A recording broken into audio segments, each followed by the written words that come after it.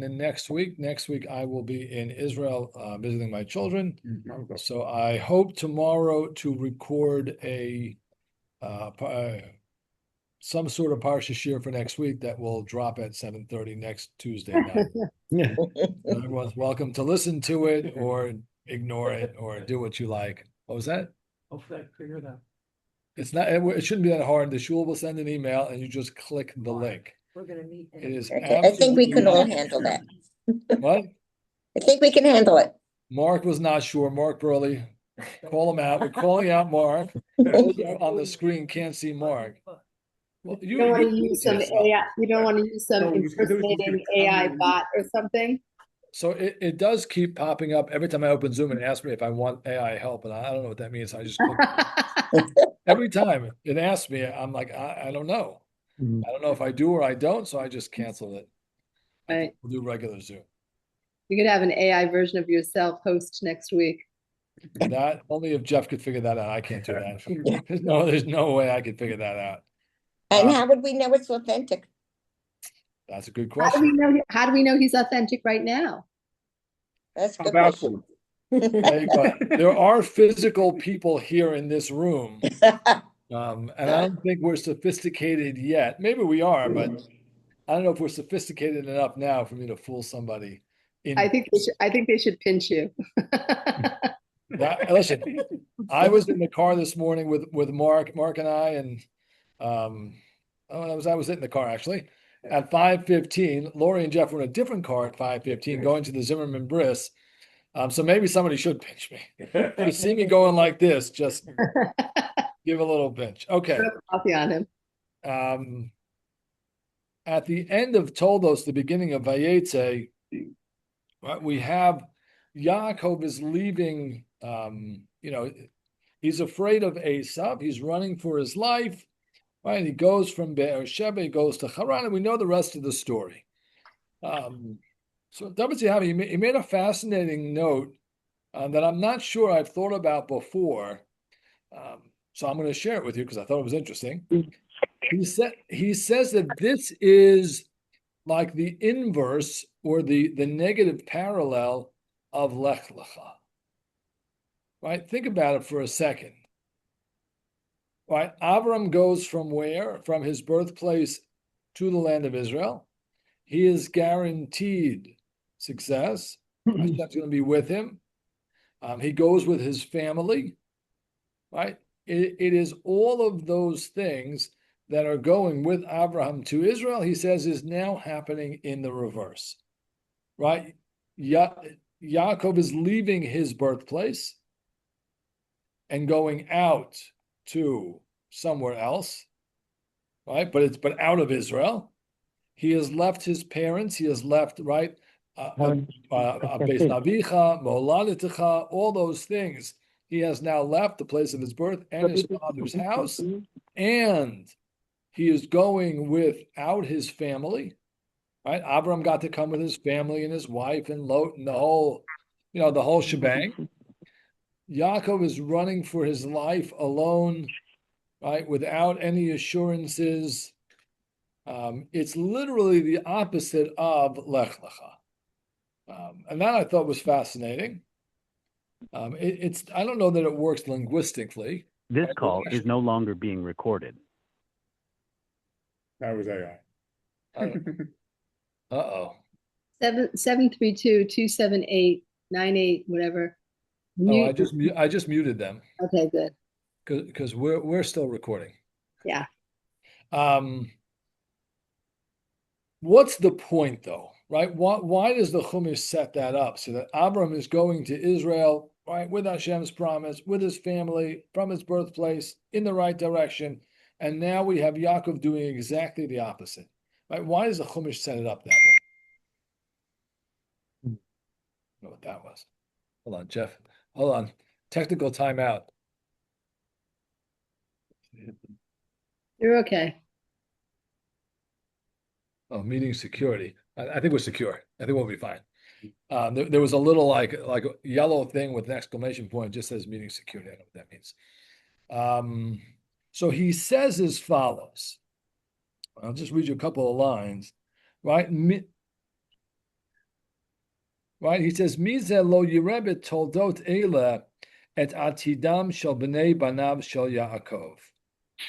Right? How could you not see in these lines, right, the stories in the future of, right, bnei banav, the offspring, the children, the descendants of Yaakov, right? Those children who hold on to their, right, their stick with their belongings, everything that they have is in that one little pouch. When they are forced to leave the land of Israel, right, and they turn and they only have Hashem to turn to, right? That's the only place they can find Ravach Behatzalah, a cute play on Purim, right? Umizman hayu chozrim, and eventually they would return like Yaakov to the land of their ancestors, right? In this he sees, right, almost the foreshadowing of Jewish history. Right, that just as Yaakov was forced to run, there will be times in the future Jews will have to leave the land of Israel, right, with nothing but, as we would say, the clothing on their back, or a little package. And the message that the Chumash is sharing is that the only thing you have is Hashem and faith in Hashem, and the knowledge that just like Yaakov, eventually we will get back to the land of Israel. So he reads all of that into the story of Yaakov leaving, which I thought was actually fascinating. Okay, that was point number one. But you've got the same pasuk, right? If we're now at the beginning of Parshat Vayetze, it's 144 in the Stone Chumash. It is chapter 28, verse 10, Perek Chav Ches, pasuk Yud. This is a little bit technical, but still, I found it interesting. Right? Vayetze Yaakov ben Beersheba vayelach Haran. He leaves Beersheba, goes to Haran. Vayifga b'makom, and he encounters the place. Right? And he lays down because the sun is setting. He takes their sticks. What is that place? Aramoya. One possibility. How do we know? So let's take a step back. How do we know that it's a special place or a specific place? Ba makom. Right. Okay. We have one online and one in person. Bam makom is a conjunction of be in hamakom, the place. So that becomes, instead of saying be hamakom, because that would sound dumb, right? Bam makom is in the place. The place is not a place. Right? It is a specific place. Right? So Ernest offers one possibility, that it is Har HaMoriah. What would actually support that? Right? You have the angels going up and coming down, and Yaakov says, right, Ein zeki im beit Elokim b'zeh shamayim. This is the house of God and the entry to the heavens. Right? You would almost then say to yourself, well, where else could it be? What other place could it be? The Baal Turim says the Sulam. I know for those interested, the Sulam has a gematria similar to Sinai. I knew a gematria was coming, and I'm glad you didn't disappoint, Sid. Thank you. So, but that means the ladder would ascend over Sinai, right? Not that Yaakov is in Sinai. No, that could be that the ladder is sitting or standing on a mountain that could be Har Sinai, possibly. Except going from Beersheba to Haran, I don't think you hit Sinai. I'm just geographically. I think what the Baal Turim must be saying, if we want to justify a cool gematria, because we always do, is that the ladder, right? The ladder could be ascending, going over Sinai. Okay, fine. All right, Shkoyach said. Now that's it. My one gematria for the month. Maybe I'll find another one. You know, Sid, you're not in shul. I don't look for gematrias anymore. That's what happens. When you're in shul, I try and find a gematria for you. If everybody else wants, I take. We take requests if anybody wants something specific. The Sforno says that it was a known place. You know, it was like the Sheraton. or the Imbal. Everybody knew the place. It was a place that guests went. Right now, why? It's an interesting. I'm not sure. Usually, the Sforno is stellar. Like then you just say to yourself, well, then why is he what's the sleeping on point? stones if he Well, went no, there? everyone was sleeping. They didn't have like quilted sheets and pillows, Beds of some sort, of some sort. Right. blankets, sheepskin, something. He was running. Wouldn't it make it sound though that that would be Abraham's tent? Why would it be Abraham's Because tent? you were talking about where guests are known to go. I thought of Abraham's tent as opposed to the Sheraton. I don't know why the Sheridan popped into my head. That's the truth. I really have no idea. Right. Others suggest that Bamakom is the guy's name. They're all. I don't know why people. They're all kind of strange. I actually think Ernest's suggestion is the better one. That this is. I mean, it only has meaning if it's an important place. If it's a hotel, like. And he brings all of them. I'm just not sure why. Okay. As like everybody else, you got to take your stab at interpreting the dream and the ladders. Right? I don't think you could be a commentator to the Chumash and not go after that. So let's then take a step back. Everybody knows the story. Right? Yaakov lays down, he has this dream, there's a ladder above him. What does the dream mean? Right, let's start with let's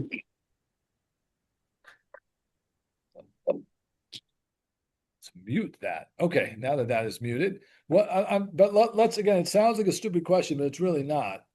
What does the dream mean, right? What is the ladder? What are the angels? Changing of the guard. Okay, so, right, that is the changing of the guard, right? And that is, right, Steve says, Rashi, that the angels, now, Rashi has two things going for him, right? The angels are going up or coming down first? They're going up and they're coming down. Now that's odd because if you thought angels, what should really be happening? And John. Why? Right? They're bringing down Hashem's commandments. They're bringing down commandments. Oh, right. But no, I mean, Malachei Elokim olim v'yordim bo. They're going up and coming down. So you have to explain why there are angels, why there are angels on a ladder, and why they're going in the wrong direction.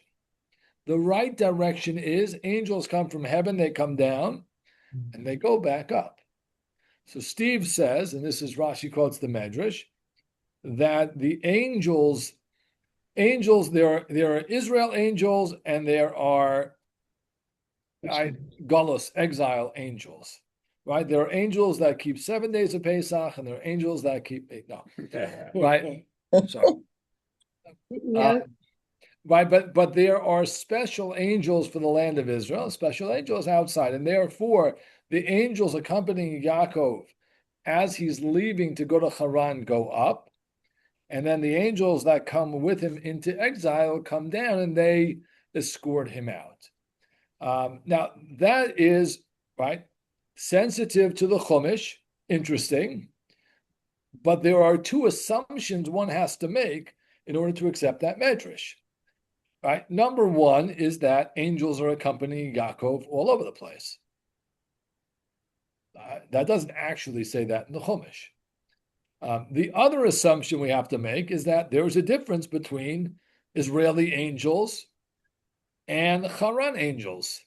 Right, that American angels are different than Israeli angels. I'm not sure, right, that we have to accept that. But that medrash is, again, very, very, very famous. And it's a nice medrash. Right, maybe the I don't know. Maybe the Shemayim of Israel is different than the Shemayim of Long Branch. Could be. Is it the angels that are accompanying him, or just the angels on that day shift the rover, so they're switching? No, I'm saying they're all saying that's the Israeli angels. I mean, there might be other angels going It's in other time, it was places. time for an afternoon rest. Remember from 2 to 4, they would take siesta in Israel back in the day? Does anyone else remember that? They would just take a break from 2 to 4. And then I guess high tech came and they realized you can't do that anymore. So the other flaw in that medrash is if that's the, and again, I mean, it's not to pick on Steve because it is a very famous medrash and Rashi quotes it, so it has its place. What's the message for us from that medrash? Right? What do you think? What's the Are takeaway? we all accompanied by angels wherever we go? Doubtful. Although at the rate we made it into the city, Mark and I could have had angels this morning. We got Rabbi, the without too much connection, traffic. Maybe we had angels, but what's the takeaway message from that medrash? what it could be is that we are in connection with Hashem wherever we go, as Yidden. Okay, but that's Eve's question. Do you think we all merit angels everywhere we go? That's right. I never interpreted it as I being. don't think so. I mean, I'm speaking for myself, not for anybody on the Zoom or in this room, but I don't know that I'm meriting angels following We me got everywhere. shade around I us. can't all. assume that We have a lot of shade in this area. But Hold on a second. Sorry. There's a black box that wants to speak. a black box is Lyndon Hillo. Hi. Thank What you. was that? Black box is Lyndon Hillo. That's I see your name. Okay, black box, speak. Go. thank you very much. Why can't one simply assume that an ordinary person maybe not be able to warrant malachim, but one of their vote would be? Oh no, you can certainly assume that, but then the message for me is zero, right? The message for me, and if that's the case, is that I'm simply not Yaakov Avinu, and this dream has nothing to do with me, right? Meaning, if that's, you're 100% right. I'm very happy to argue and accept that Yaakov Avinu should get angels and I should not. That's okay with me. But then, what's the point of the story, right? Or forget the story. I mean, what's the point of the interpretation? If this medrash is giving me a lesson, maybe the lesson is that I'm just not Yaakov Avinu. I should get up to stuff. It's very depressing. But why is there more than one? I mean, how much protection does he need? Well, no, they're constant. So you have the Israeli protection, right? But it's not one going up and one coming down. It's an entourage.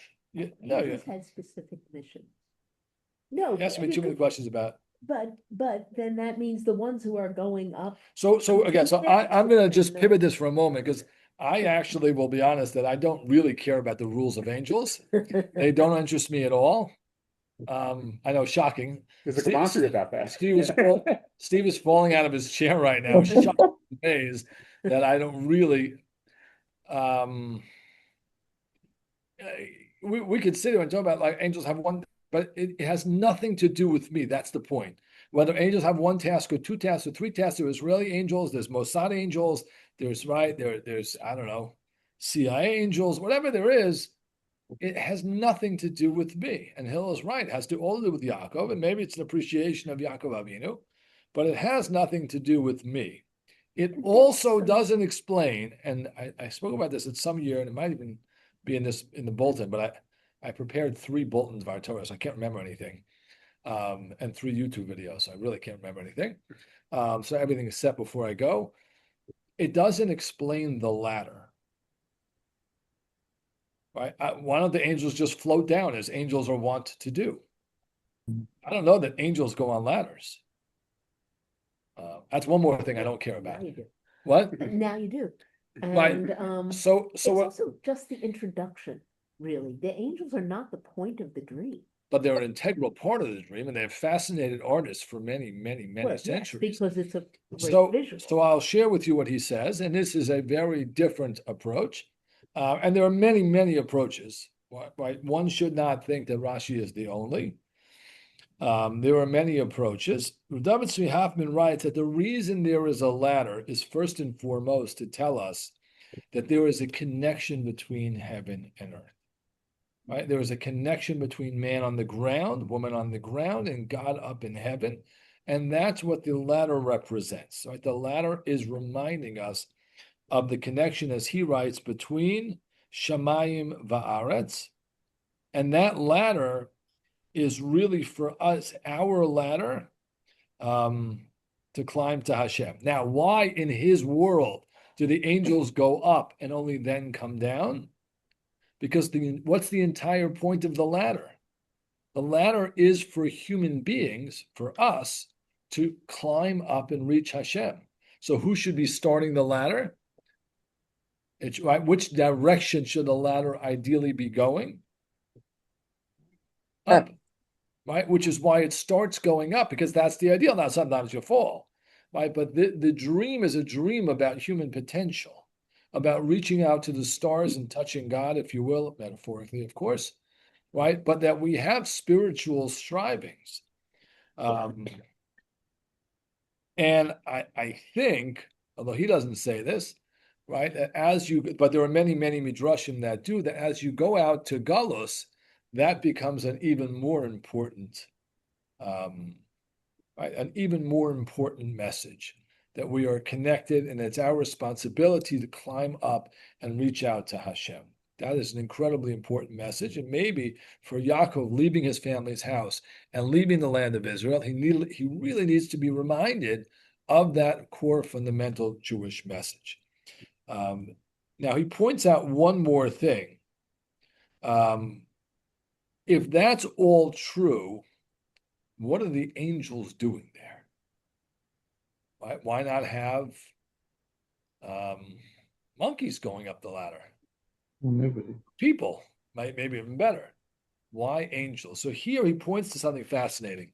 So if you look in the Chumash just for a moment, because this is something he's very sensitive to, because the critics are very sensitive to it, but we should be sensitive to it because, right, it is in the Chumash. Look in Pasuk Yud Bet, Vayachalom, right? This is verse 12. Vayachalom b'hinei sulam mutzav arza, right? There is the ladder rooted in the earth. V'rosho magia shamayma. Its head goes up, it reaches up to the sky, or the heavens. V'hinei malachei Elohim olim v'yordim bo. What name of God is used? Right, Elokim. Look at the next pasuk. B'nei Hashem nitzav alav vayomer ani Hashem elokei Abraham avicha elokei Yitzchak haaretz, etc. I'm going to give it to you. Right? If it's malachei Elohim, who should be standing up above the ladder? It should say B'hinei Elokim nitzav alav. Right? Wouldn't that make sense? Yeah. Right? You should have some consistency. So here, what the critics do, right, and this is maybe the most famous or famously known of the kind of critical theories, that they believe the different names of God actually represent different authors. That was the original theory of Wellhausen, that each name of God is a different author, and they welded the stories in different, stories and different traditions together. But there are 4 different traditions, there are 4 divine names in a redactor, and everything is then smushed together. Many, certainly in the 19th century, although interestingly, Rabbi Samson Raphael Hirsch just totally ignores them. I'm sure he was aware of them because he lived in the 19th century in Germany. He has no interest in it, zero. Rabbi David Tzvi Hoffman is interested in taking that material and showing that it is indeed correct, of one author, of divine authorship, of unified authorship. It's something he's very sensitive to. Mordechai Breuer, who I mentioned before, he built an entire worldview off of that, that for another time. So his argument is that the Malachei Elokim, right, represent, and I'm not sure how this connects to his understanding of the ladder, so I will put it out there, that the angels of Elokim represent din, because Elokim represents judgment, right? And generally the world will work, right, up and down in its regular way. But Hashem which is Midas Harachamim, which is the attribute of mercy, stands above all of that, waiting to take care of us. So there is a natural order in the world, but above the natural order is a compassionate God.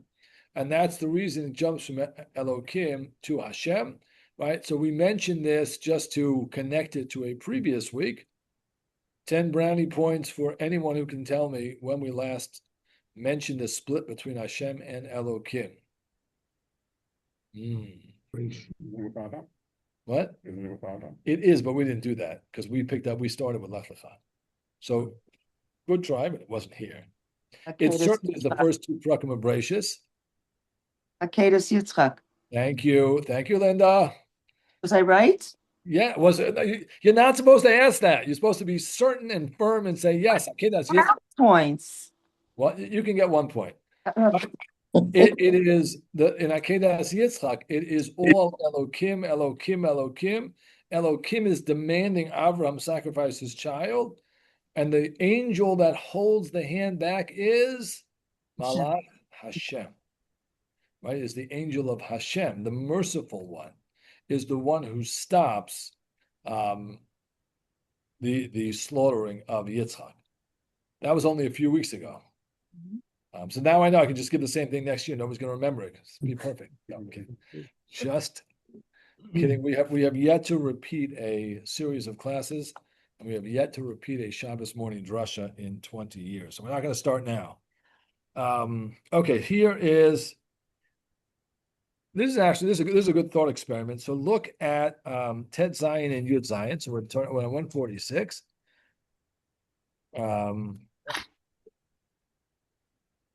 Right, Vayikatz Yaakov Mishnato. He gets up from his sleep. Vayomer, and he says, "Achen yesh Hashem b'makom." Right, Hashem is here. Va'anochi lo yadati. I was not aware. Vayira Vayomar, was afraid, and he said, "Ma no ra hamakom hazeh." This is the house of God. This is the gate to the heavens. Now, I want you to hold your fingers here and turn to the second chapter of Shmot, the 14th verse. That is Shmot Bet Yud Dalet.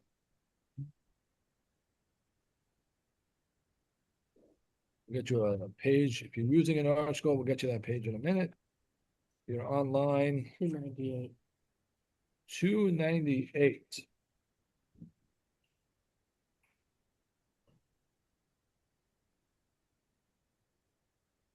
Okay, this is right. Moshe encounters the two Jews fighting, and he says, right, Lama takarecha, right? Why are you striking your friend? And then it says, Vayomer, right? They say, Mi samcha leish sar v'shofet arleinu, right? Who made you this minister and judge upon us? You're going to kill us too, kasher rata tamitzri, like you killed the Egyptian in the last story. Vayira Moshe Vayomar, Achein Noda Hadavar. Moshe is afraid, and he says, "Aha! Behold, the thing is known." Are there linguistic parallels between those two psukim? Fear and the knowing. Right, the fear and the knowing. Right, Vayomer Achein Yesh Manochi Lo Yad Vayira Vayomar Mano. Right, Achein Noda Vayira. What is the connection between these two? So David Tzvi Hoffman makes the connection. What do you think the connection is between these two stories? Right, between them telling Moshe, "Are you really in charge of us?" Moshe is afraid. Vayomer Achein Noda Hadavar. Right, here you have Vayomer, you have Achein, you have Vayira. Right, you have a lot of similar words. What's the connection between those two? So both are a realization of something which you didn't know before. So, okay. In one case, Yaakov didn't know before that this was God's place. In another case, Moshe didn't know before that what he'd done the day before or whenever it was known. So now you Yes. So that on a technical level is right. But let me rephrase the question then. Why does the Chumash, why does Hashem, when he's writing the story of Moshe, why does he reference him back to this story? Why pick up three words that are the same so that when you read the story, the people saying to Moshe, who are you in charge of us? And Moshe is now afraid. Why are they using words to reference this story here? Could be the comparison between Yaakov realizing that God's the one in charge and Moshe realizing he's not in charge and there's something to fear. Could as be. to force people as opposed to God. Could be. So Rabbi David Tzvi Hoffman does not answer the question. He just notes it and moves on. So that was just conjecture.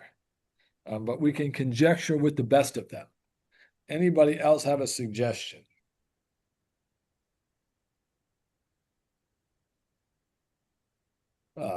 So the thought that hit me, and I couldn't swear to this, I have no idea if it's true, but the thought that hit me is a theme that I think you'll find running throughout an undercurrent in the Chumash, right? And that is, don't think you can only find God in Shul, right? Meaning Yaakov is unaware of the divinity of this place because it's a holy place and maybe it's Har Moriah and it's the pathways, right? That's a place you should fear God. You should fear, right? But outside of that world, right? Whereas two people striking each other elsewhere, maybe not so important. And maybe the point is that Moshe Rabbeinu finds HaKadosh Baruch Hu even in two Jews fighting in the attempt to stop it, right? That is another place that you find Hashem. It's not just in Beit Elokim B'zeh Shar HaShamayim, but that's just conjecture. I wouldn't swear to you. And since he leaves us hanging, that's the best I could come up with. Okay, a couple more points. What do you do with the fact that Yaakov marries two sisters? It's usher. Great Torah. Not yet. Not yet. Not yet. Wow, all of us heretics in Long Branch. Oy. But that's exactly what he says, right? He says apparently that wasn't enforced before Har Sinai, but he says it very matter-of-factly, and with that we move on. All of the avos kept the mitzvos, and they kept the mitzvos in Israel, outside of Israel. He's not interested in any of that. He just wasn't enforced, and it wasn't an issue. And Yaakov married his and he had four wives. I was gonna say good for him, but it didn't end so good for him. He had a lot of family issues. Okay, so let's two more points. One is if you look at the end of let's look at the end of Perek Chavtet. Let's find it. Okay.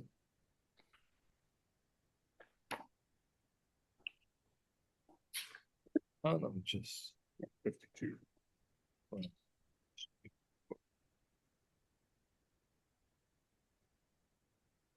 Actually, we can look at the follow 1 second. Sorry. Yeah. Let's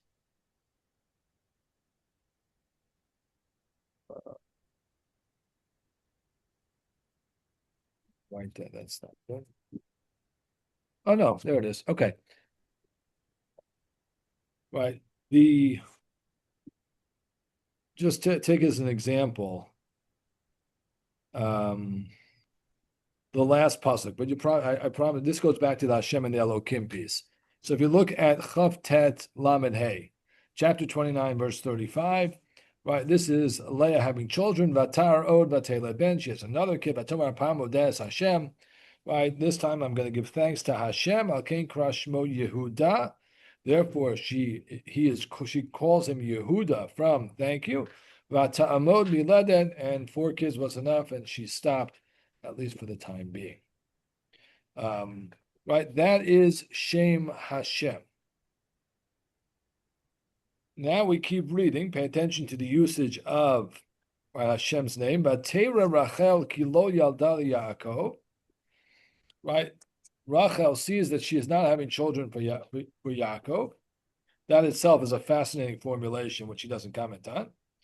Vatkane Rachel B'achota, she gets jealous, right? And then in one of the more infamous lines in the Chumash, Vatomer al Yaakov, Havali Banim, give me children, V'im ayin meta anochi. Vayichar af Yaakov v'Rachel. Yaakov gets very angry at Rachel. Vatomer hatachat Elokim anochi, asher mana mimech privaten. What name of Hashem is used? Elokim. Why the switch from Hashem? Why is Hashem used in the context of Leah? And then we switch to Elokim in the context of Rachel. Here he says something which runs counter to almost all of the midrashim on the topic. Well, she's complaining that she's not getting a child, and he's Right, saying, so why doesn't Yaakov say Tachat Hashem? It's Hashem who's giving the kids to Leah. he may be saying, you know what? It's Elohim. He decides. It's Midat Hadin. You either deserve to get a child or you don't deserve to get a child, but it's not I'm not the one who's deciding that. It's Hashem it's Elohim who's deciding that. Okay, I would buy that. That's not what he said, but I would buy that. I would certainly buy that. Right? Midat, so Elokim is at times Midat Hadin, at times it is the natural order of the world. Right? Hashem is mercy and Hashem is more supernatural. Leah is given children because she is the despised wife. Hashem has mercy on Leah, right? And therefore Leah has children. What he says Yaakov is saying, and it's striking because it plays on Hashem and Elokim, and it runs against all the midrashim, right? He says that she was naturally barren, right? Yaakov is saying, am I in place of Elokim? But Elokim here means the natural God, the world of nature that has rendered you barren. The reason I like that, not because I like that she's barren, but I never really liked the midrashim that said, right, Hashem made our matriarchs barren. That was never my favorite of the midrashim. And here he says it's not true. She was naturally barren. Now, the most fascinating part of this whole discussion is when she finally has children, which name of Hashem would you expect? Hashem. Hashem, absolutely. I would 100% expect that. I appreciate that. But guess what we're going to find? Elohim. Another good guess, but let's take a look. Let's go to the videotape. Now, that didn't end well for Warner Wolf either, right? That was one. Yeah. He had a bad ending. Right, we're 24? About 156. yes. 24? Or 22? No, that. 22. 22. 22. 22. Chaf Beis. This is Perek Lamed, Pasuk Chaf Beis, chapter 30, verse 22. Vayizkor Elohim et Rachel. Vayishma eleh. Elohim remembered Rachel, and he heard her.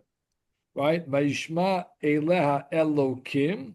Vayiftach et Rachma.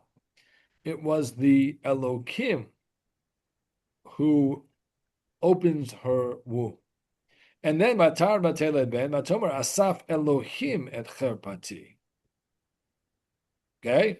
Which means that maybe going back to Ernest, she deserved it. It wasn't mercy. These were children she deserves, and Hashem gives it to her.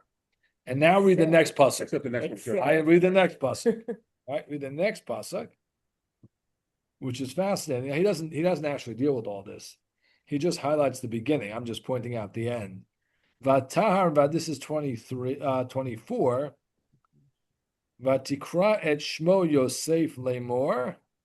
Yosef Hashem li ben acher.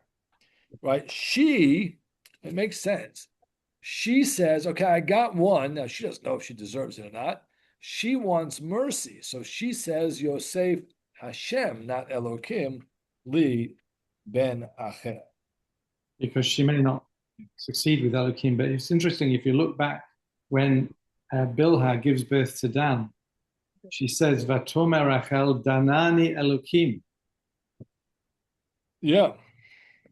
So she even gets it that it's what she deserves or doesn't deserve. Yes. Right. And Leah's fifth and sixth children are Elokim and not Hashem. All right. So again, there's a lot. There's a tremendous amount there. We won't solve all of it tonight. But again, if you're sensitive to the name of Hashem that's being used, there is a tremendous, tremendous amount there.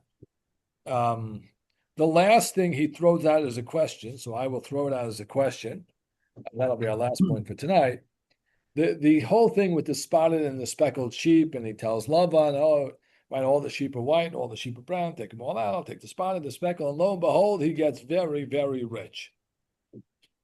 He asks the question, he poses the question, he doesn't answer it. Was Yaakov right in doing that? Was that a proper thing to do?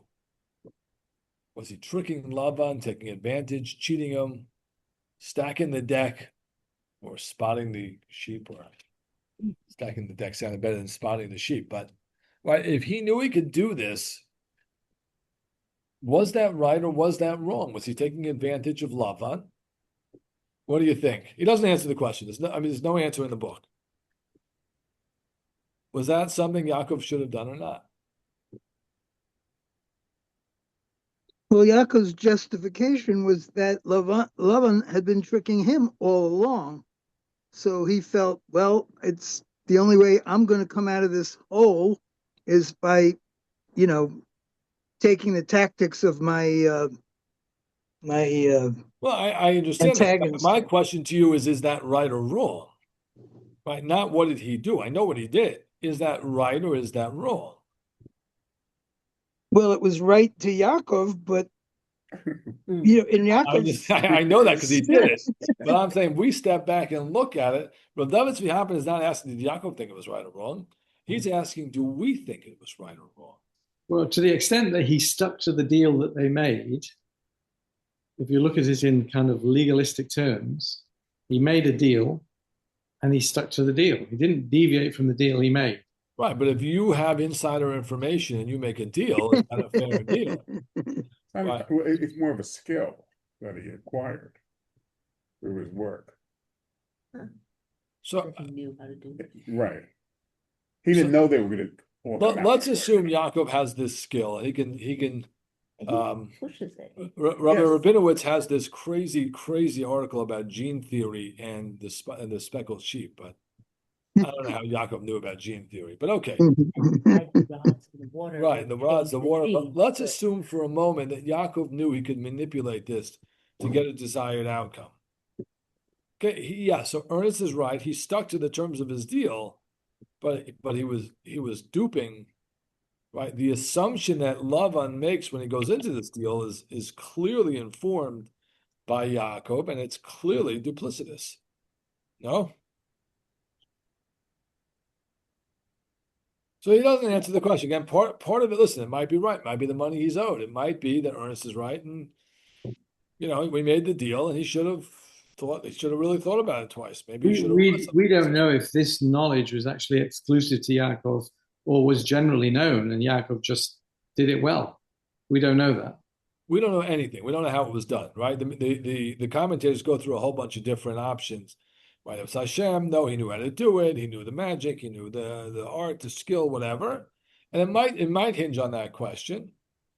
Well, if you say it was Hashem, then you're struggling to have Yaakov take moral responsibility for it, aren't we? Well, if Hashem backs him up, so then I think we probably come to the conclusion that it was right. Yeah. Well, I think that's probably right. But if we don't, right? If we assume that he knew how to do this. I think it's a fair question, right? And if he knew how did he know how to do this? Presumably he knew how to do this because he'd done a lot of shepherding and herding. And the rest of them were a lazy bunch who didn't, as he found when he went in the first place, when he got to move the rock. But does that give him the right to use his knowledge to get a better deal. People do it all the time, don't they? That's business.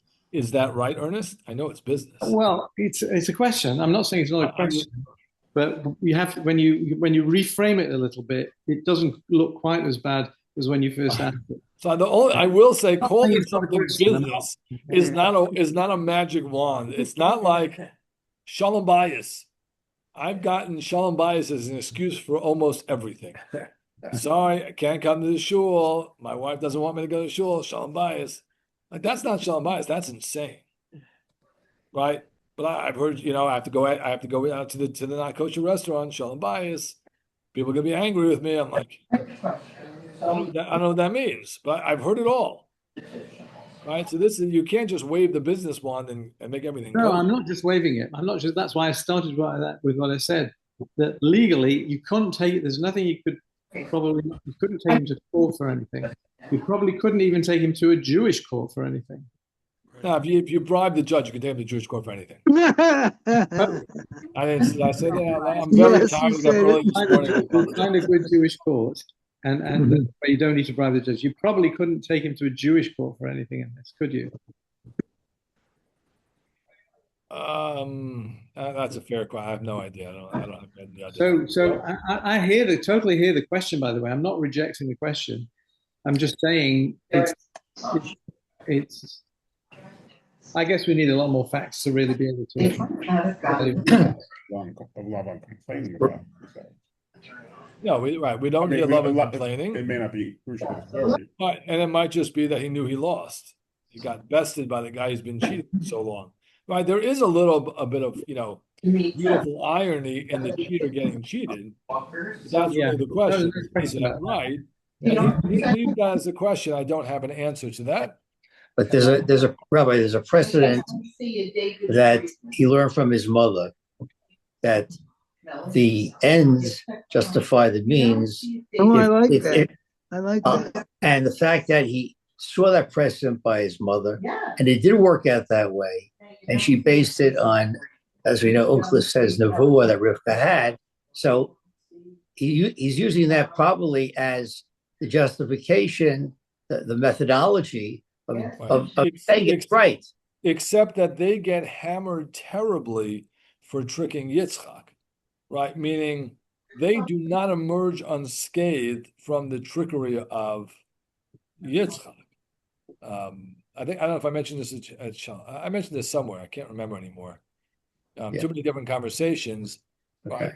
But Yaakov tricks his father about one of his children. Don't want to post it on blog, so only send to 30 people. Hold on 1 second. Hi, Ellen. The board doesn't do the right thing. He wants to get some non-observant to. Okay, now everyone is now muted. We can. What? Yeah, well, eavesdropping is not very nice. We're going to stop that.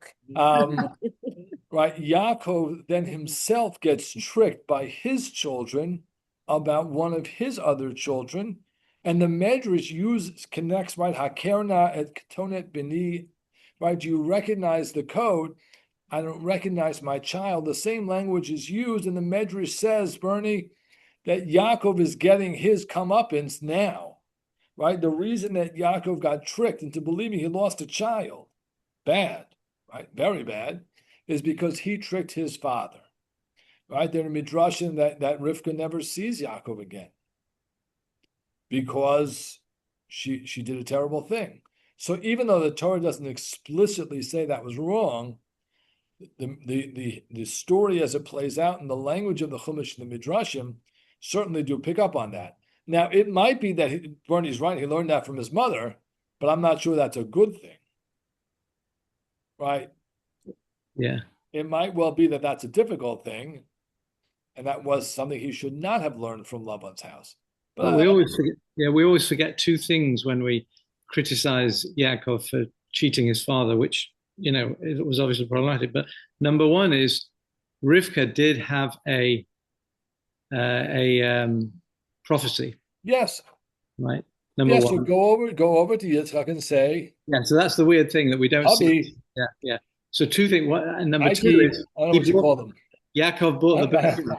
Definitely. You think she called him? That's a good question. Like when Ramosha Lichtenstein was in our house for Shabbos, the second time he came with his wife, and you hear him walking around the house going, Maishi, and I'm like, no, this is so wrong. Like, this is just not right. This is something very wrong with this. Right? But I don't know what Rivka called Yitzchak, but let's go with Ike. Sure. Right? You know, Ikola. She was in Yeah, why didn't she tell him? Of course, it's a big issue. Well, that's a separate issue, but if she had the nevuah, she should have told him. And why didn't Yaakov tell his parents that he bought the so there's a lot, but we're going to leave that in Parshas told us. But my point is, they paid dearly for that. Yeah. So I'm not sure that we should use that as a model. It might be, right, Bernie, you're right. It might be where she learned it from. Doesn't it say in love of Garti of Taryag Mitzvah Shamarti? So if he kept the Taryag Mitzvahs, how can we interpret this as deception? That is so many assumptions you just made. Let me break that down for you. Yeah. Okay. Yeah. Right. That's a perfect example of a medrash. Right. Yeah. Certainly, he didn't keep Taryag mitzvahs because he married two sisters. He didn't keep Taryag mitzvahs because there's no Beis Hamikdash. I mean, it's impossible. Number one. Number two, if you see that in context, Esav is coming to kill him. What value in that context is there saying to his brother, you don't really want to kill me. I keep all the mitzvahs. No, but that in context, that's what it means, right? I'm so holy, you don't really want to kill me. I would stab him in the head. Yeah. I mean, if, I'm so holy, I'm so good, I keep all the mitzvahs. That would be more reason based to stab him, right, and kill him. Well, no, it's not. I'm so holy. I have merit. I have merit, so you're not going to succeed. No, that medrash is right. It's the same medrash as when Yaakov leaves. He goes to Yeshiva Hashem Be'ever, and he sat with the Havayos of Abaye and Rabbah. No, that's crazy because Abaye and Rabbah have been not yet born for 1,520 whatever years, 2,000 years. It's about Torah learning, leaving your parents' house, mitzvos, and exile. Those midrashim are powerful and they're important, but it's not Yaakov telling Esav, I kept all the mitzvahs, I'm a good boy. It is speaking to us, not to Esav. And Yaakov, the Baal HaMedrash is saying, Yaakov Avinu managed to keep all the mitzvahs living in Laban's house. Not literally, but Yaakov, who goes out into exile, has to deal with Laban, and there's idolatry in the world. Yaakov was able to do it, and this is some rabbi in Greece or Rome telling his people, I know we live amongst the filth of idolatry. I know we live amongst Lavan, but you can do it. You can get the spiritual fortitude. In Lavan Garti, V'Taryag Mitzvah Shamarti is possible. But that medrash, in my humble opinion, never ever meant to suggest that Yaakov kept all the mitzvahs, because he clearly didn't, or that in fact is what he said to Esav at that moment, because it doesn't make any sense. That is again, in Greek or Roman times, when there is pressure not to be Jewish, and there is idolatry around, and there's all of this things that are antithetical to Judaism, there's a rabbi who gets up and says, no, Yaakov did it in Laban's house, you can do it too. You can do it here. You don't have to go to the Colosseum. You don't have to go to the bathhouses. You don't have to reverse your circumcision. You can keep all the mitzvahs in Laban's house, in Caesar's palace, and whatever it might be. It's a very powerful medrash once you understand it, right? To me, that medrash, that reading of the medrash is so much more powerful than Yaakov telling Laban, I'm a holy guy. Right? It makes so much more sense. They're playing and they're kind of riffing on the Chumash to deliver an incredibly important message. You live in America, right? The land of schmutz, as my Rebbe in high school used to tell us. Schmutz. that was Yitzchak Cohen. She live and be well. Adnei Esrim Shana. Is we live in schmutz. All we live in schmutz and lots of schmutz. I read so much schmutz. I took showers all the time. It was very bad, but he wasn't wrong. He is. I came to appreciate him much later, because in ninth grade I could not, in any way, shape, or form. But that right, you live in a schmutzadika land, but you can be a frum Jew. That's the medrash. It's an important medrash, but I think that's how we understand it. That's how I understand it. Thanks. That happy note, I wish everyone a good night. Good Again, night. I'll drop a recording for next week, and then in 2 weeks, we'll see everyone back for Vayesha. Have a wonderful trip. We'll see you Thank you so much. Appreciate it. Thank you. Good night, everybody. Thank you.